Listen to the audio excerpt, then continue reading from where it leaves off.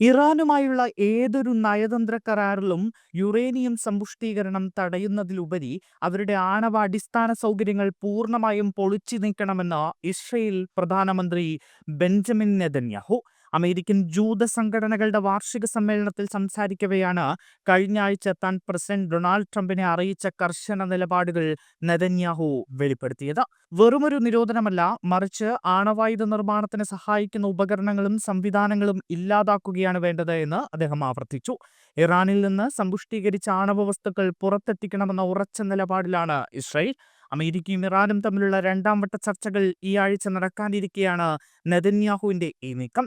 ചർച്ചകൾ പരാജയപ്പെട്ടാൽ ഒരു സൈനിക നീക്കത്തിനുള്ള സാധ്യത മുന്നിൽ കണ്ട് മേഖലയിലേക്ക് രണ്ടാമത്തെ വിമാനവാഹിനി കപ്പലിനെ കൂടി അമേരിക്ക നിയോഗിച്ചിട്ടുണ്ട്.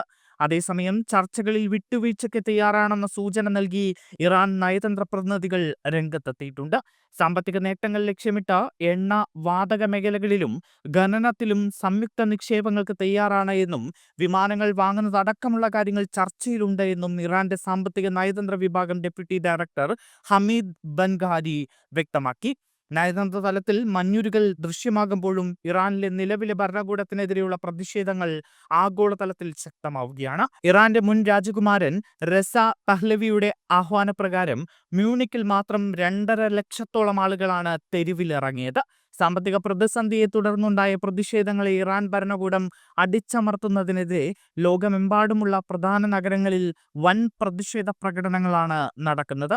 ഈ ആഭ്യന്തര അന്തർദേശീയ സമ്മർദ്ദങ്ങൾക്കിടയിൽ ഈ ആഴ്ച നടക്കുന്ന US-ഇറാൻ ചർച്ചകൾ നിർണായകമാണ്.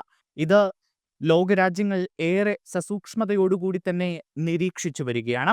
അമേരിക്ക ഇറാനെതിരെ എന്തു നിലപാടെടുക്കുമെന്ന ആശങ്കയിലാണ് ലോകരാജ്യങ്ങൾ. ഒരു യുദ്ധ സാധ്യത ഇപ്പോഴും രാഷ്ട്രീയ നിരീക്ഷകർ തള്ളിക്കളയുന്നില്ല എന്നതാണ് ഏറ്റവും ശ്രദ്ധേയമായ കാര്യം. അമേരിക്കൻ പ്രസിഡന്റ് ഡൊണാൾഡ് ട്രംപ് ഏതു നിമിഷവും എന്തും ചെയ്യാൻ മടിയില്ലാത്ത വ്യക്തിയാണ്. അതുകൊണ്ട് തന്നെ ഇറാനെതിരെ എന്തു നീക്കം ട്രംപ് നടത്തും എന്നതും എല്ലാവരും ആകാംക്ഷയോടുകൂടി നോക്കിക്കാണുന്നുണ്ട്. ഇതിനിടയിൽ ഇറാൻ അല്പം അയഞ്ഞത് ആശ്വാസത്തിന് വക നൽകുന്നുണ്ട്. അങ്ങനെയെങ്കിൽ സമവായത്തിലൂടെ കാര്യങ്ങൾ ചർച്ചയിലൂടെ രമ്യമായി പരിഹരിക്കാൻ ഇരു രാജ്യങ്ങൾക്കും കഴിഞ്ഞാൽ അത് ലോകത്തിന് തന്നെ സമാധാനം നൽകുന്ന കാര്യമായിരിക്കും.